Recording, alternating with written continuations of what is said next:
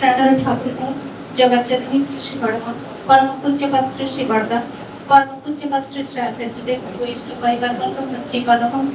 अनंत अनंत कोटि प्रणाम।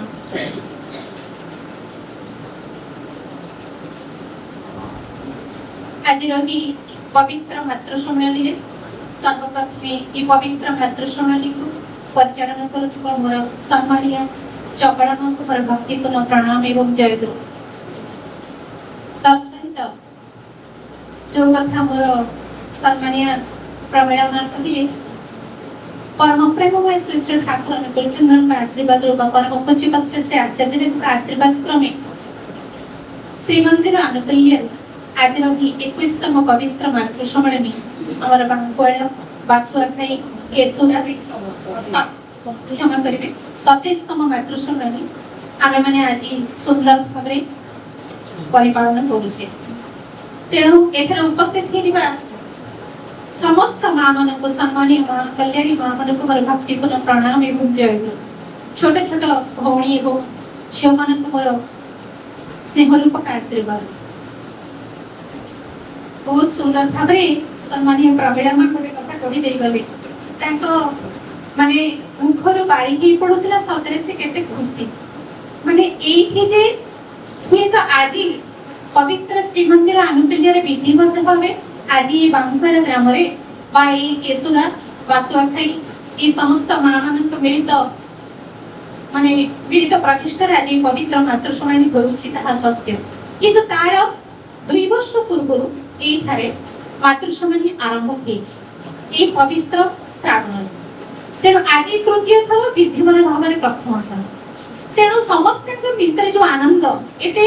जनसमागम एते सुंदर मां मैंने आसी उपस्थित होइछंती ठीक समय भीतर जो आनंद जो उल्लास एते सुंदर साजसज्जा आउ सबुठार बड़ी ए जो एठार उपस्थित जयंती मां आमर प्रमीला मां स्वागतिका मां एमानक भीतर जो उत्कंठा केबे हबो केमिति मां माने आसीबे केमिति आसीबे तो सुंदर समापन हबो तो मातृशुणाली हमर भल भाबे हबो तो आमे माने मने मने मो बेले बेले भाबुथि मनीष मन 5 मन 25 प्रकृति प्रकृति माफिक हमर ए मनटा सबसे विश्वास करि पारे ना विश्वास करे जे से मालिक पुरुषोत्तम किंतु बेले बेले प्रकृति माफिक मनटा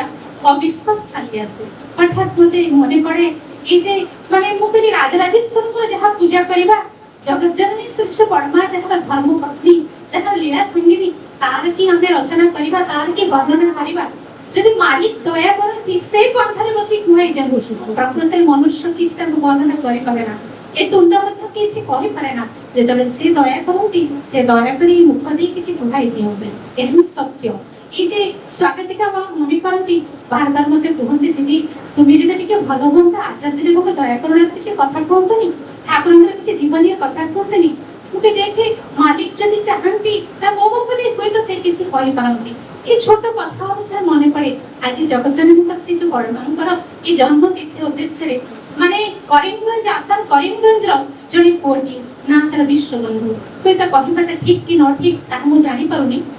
से बहुत भलो तार परिवार तार बाबा नीति 4-5 भाई समस्त इष्टप्राण किंतु ये पिलाटी जेतने कॉलेज रे पाठ पढे आसाम रे एक सुंदर माने बड़ा कॉलेज रे पाठ पढिबा पिकते सेठी पॉलिटिक्स सब करे कॉलेज रे जो माने जो युवक छात्र माने जो भरी माने कोन पॉलिटिक्स करंती से भरी कामरे से भरी कार्य रे मतुआ हिसे आ एमिति के माड मध्य खाए केतबेले मुंड फाटे केतबेले होय त गाड़ी बुल सुने केतबेले कोन केस आसी घर पहुंचे मार मन रे अनेक कष्ट जे बाबा मटे माने सह प्रतिनिधि पवित्र पांजाधरी करनी अथवा तार संतान ए भरी के होछि किंतु संतान भी तार परम पिता को प्रति भल पाइबाटा यथेष्ट थाए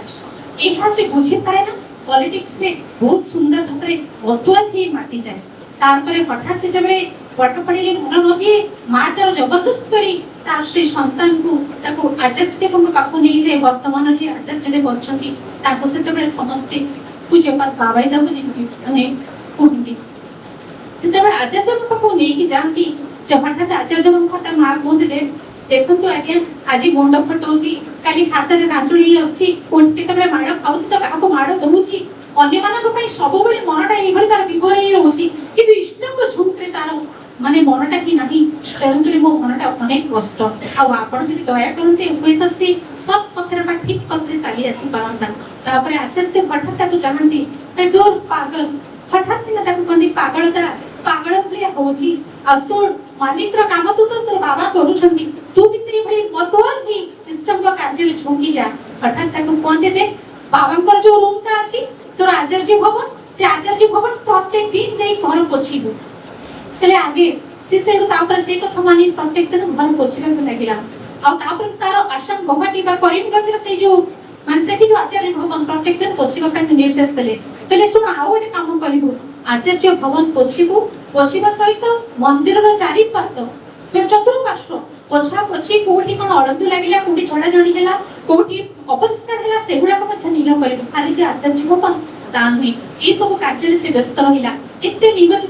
ନିମଜିକି ରହିଲା ଯେମିତିକି କୋଉଠି ଆଜି ଅଳନ୍ଧୁ ହେଇଛି, ଆଜି ମୋର ମାଲିକ ଖୁସି ହେବେ ନାହିଁ, ଆଜି ମୋର ମାଲିକକୁ କାଳେ ମନରେ କଷ୍ଟ ହବ, ତେଣୁକରି ଏଇଟା ପରିଷ୍କାର କରିଦେଇ ତାପରେ କଲେଜକୁ ଯିବି, ତାପରେ ଏଇ କାମଟା କରିବି, ଏଇ କାମଟା କରିବି, ଏଇ ତାପରେ ଇଷ୍ଟଙ୍କର କାର୍ଯ୍ୟଟା ତା ଭିତରେ ଏତେ କୁଣ୍ଡି ହେଇଯାଉଥିଲା। ଏମିତି କଲେଜରୁ ଆସିବି, କଣ ଖଣ୍ଡେ ଖାଇଦେଇ ପୁଣି ଯିବି ଆଚାର୍ଯ୍ୟ ଭବନ, ପଛିରେ ପୁଣି ସନ୍ଧ୍ୟା ପ୍ରାର୍ଥନା ହବ, ସକାଳୁ କେମିତି ପ୍ରାର୍ଥନାର ପୂର୍ବରୁ ପୋଛାପୋଛି କଲେ ଯାଇକି ପ୍ରାର୍ଥନା ହବ, ସମସ୍ତେ ଆସି ଦର୍ଶନ କରିବେ, ପ୍ରଣାମ କରିବେ, ଇତ୍ୟାଦି କାର୍ଯ୍ୟ କରିବେ। ତା ମନ ଭିତରେ ସବୁବେଳେ ଗୋଟିଏ ଝୁମ, କୋଉଠି କାଳେ ଅଳନ୍ଧୁ ଲାଗିଗଲା, କୋଉଠି କାଳେ ଘରର ମାନେ ଚତୁଃପାର୍ଶ୍ୱରେ ମନ୍ଦିରର ଚତୁଃପାର୍ଶ୍ୱରେ କୋଉଠି ଗୋଟେ କାଗଜଟେ ପଡିଗଲା, କି ଅସନା ମସନା ହେଇ କୋଉଠି କିଛି ଗଦା ହେଇଛି।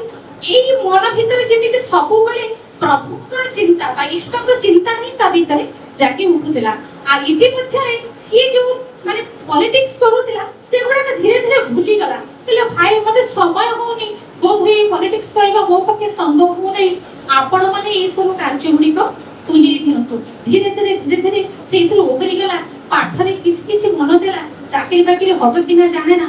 ଏଇ କଥା ମନେ ମନେ ଭାବୁଥିଲା। ମାଲିକ ତ ଦୟାକରି ଏଇ କାର୍ଯ୍ୟଟି ଦେଇଛନ୍ତି, ଏଇ କାର୍ଯ୍ୟରେ ବ୍ୟସ୍ତ ରହିବି। ଯେତେବେଳେ ମାନେ ସିମ୍ପଲି ଗ୍ରାଜୁଏସନ କମ୍ପ୍ଲିଟ କଲା, ତାପରେ ପିଜି କଲା, ତାପରେ ଇତ୍ୟାଦି ପାଠ ପଢିବା ସଙ୍ଗେ ସଙ୍ଗେ ମାର ମନୋବୃତ୍ତି ଅନୁସାରେ ଯେମିତି ସେ ଗୋଟେ ହେଇଗଲା। ମାର ମନ ଇଚ୍ଛା ଯାହା, ମନ ଯେମିତି ଇଷ୍ଟଙ୍କ ପାଇଁ ବ୍ୟାକୁଳ, ସେ ସେଇଭଳି ମାକୁ ଖୁସି କରିବା ପାଇଁ ସବୁବେଳେ ବ୍ୟାକୁଳ ହେଲା। ତାର ମା ଯେତେବେଳେ କହିଲା, ଦେଖ ବାବା, ସମସ୍ତଙ୍କ ସନ୍ତାନ ମାନେ ରୋଜଗାରକ୍ଷମ ହେଇ କରୁଛନ୍ତି, ଅଥଚ ମୋ ପୁଅ ଯାଇ କିଛି ରୋଜଗାର କରୁନି, ଏଇ ସବୁ କାର୍ଯ୍ୟରେ ସବୁବେଳେ ପଲିଟିକ୍ସ କରି ସମସ୍ତଙ୍କ ନାଁ ଦାଁ ପକେଇ, ମୁଁ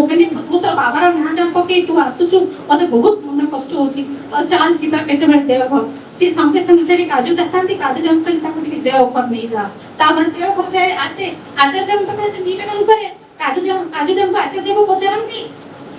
କିରେ କାଜୁଦା,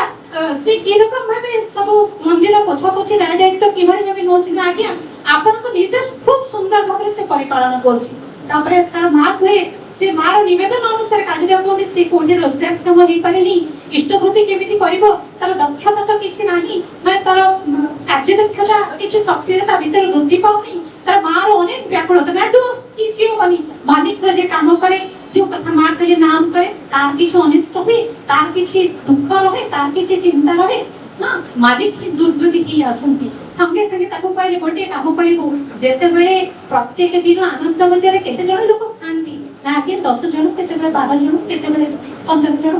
ପ୍ରତ୍ୟେକ ଦିନ ସନ୍ଧ୍ୟାବେଳେ ଯେକୌଣସି 2ଟି କିମ୍ବା 3ଟି ଗୁରୁ ଭାଇଙ୍କ ଘରୁ ଯାଇ ତୁ ଭିକ୍ଷା କରିବୁ।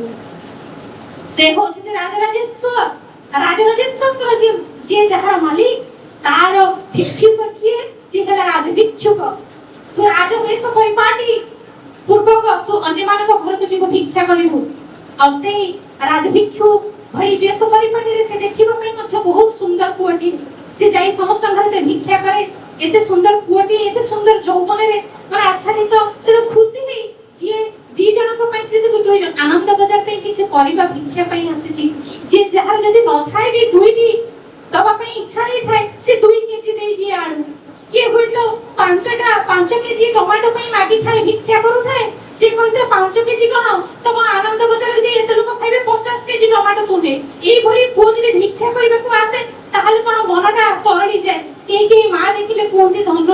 ଏତେ ସୁନ୍ଦର ପୁଅଟି ଆସିଛି ଠାକୁରଙ୍କ ଭିକ୍ଷା କରିବା ପାଇଁ। ଏଇ ଦେଖରେ ବାବା, ଏଇ ଯେ ଆସିଛି ବିଶ୍ୱବନ୍ଧୁ ଭାଇ, ଏତେ ସୁନ୍ଦର ଭାବରେ ବେଶ ପରିପାଟି ହେଇ ପ୍ରଭୁଙ୍କ ପାଇଁ ଭିକ୍ଷା ମାଗିବା ପାଇଁ, ତମେ ମାନେ ଯାଇ ଏସବୁ ଚଗଲ ବଗଲ ହଉଛ, ତାଠାରୁ କିଛି ଶିକ୍ଷା କର। ସେ ଗୋଟେ ଭଲ ମେସେଜ ଯେମିତି ସୋସାଇଟିକୁ ଦେଲା, ता माने कि जे इष्टकर निर्देश को परिपालन कला ता भितर अनेक पिला मध्य जेमति केंद्रीभूत होई पाले इष्टंका आडू माने मालिक रो को भली दूरदृष्टि जे आचार्य देव निर्देश देछन ताको देखि के अनेक लोक अनेक माने युवक पिला परिवर्तित होई पाले आ मंदिर को अभिमुखी होई पाले इटे गोटे बहुत बड़ा मेसेज देला आ तापरे कोन से पिलाटी जेतबे एई भली भाबे भिक्षा करी आनंद बजार को प्रत्येक दिन जेतबे दिए आनंद बजार 10 जण आज 15 जण काली 20 जण एई भली धीरे धीरे वृद्धि पांती मनुष्य बा गुरु भाई गुरुभौणी माने सेठी भिक्षा माने आनंद बजार प्रसाद पाई तृप्त हुवंती तापरे ताको किछि किछि के खुशी रे ताको दियंती बाबा तू ए ड्रेस का पिंदेबो बाबा तू एटा करिबो सेटा करिबो गेलहा करी खुशी रे जेतबे ता मा खुशी भी सत किंतु कहे बहुत संतान तो रोजगार कमाई पारे नहीं अर्थात धीरे देखला किछि दिन परे जने बहुत बड़ा लोक दीदी एम्स रे चाकरी करंती से आसे आकु देखि एते आनंदित होंदी ताको डाकी नदी बाबा तू आसना दीदी एम्स रे बहुत भलो पोस्ट वैकेंसी अछि तू सेही कॉपी के खूब भलो होंदा ये कुछ नहीं है क्या मोर मालिक का निर्देश नहीं और मालिक का निर्देश अछि आनंद बजार को केमिति प्रत्येक दिन परिवार जोगाड़ करिबा और ये परिवार जोगाड़ जदि से दायित्व दे छथि सेटा ठीक रूपे परिपालन करिबा नहीं मोर धर्म तेणु से जदि निर्देश देबे तापर किछ दिन पर जदि मालिक पर को जाई छथि आचार्य देव बहुत खुशी छथि कोजन बहुत ताहाई चाहे तू जा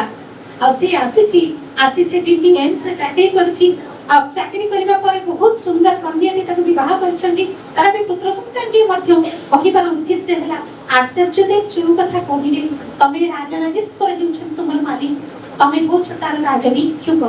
आमे माने से राजभिक्षुक हे आमे तमे ए मां माने काली सकाळे चिनु मते कहला जे दीदी हमर बेसी किछ कलेक्शन हेनी हम अल्प अल्प किछ करिछु मु से कथा माने माने भाबुथिली ई आमे माने जो सुंदर बेस परिपाटीर स्वरूप आमे माने जेते अन्यर गृह को जाऊ आमे कहा घर कहा पय भिक्षा करू ए राजराजेश्वर को पय भिक्षा करू आमे प्रकृत रे किं कुर्वन्ति ग्रह सर्वे जस्य केंद्रे बृहस्पति आम मानकर केते ग्रह निश्चय केते कोन अछि प्रकृत रे आमे जेते अन्य पाई अर्थात ऐसा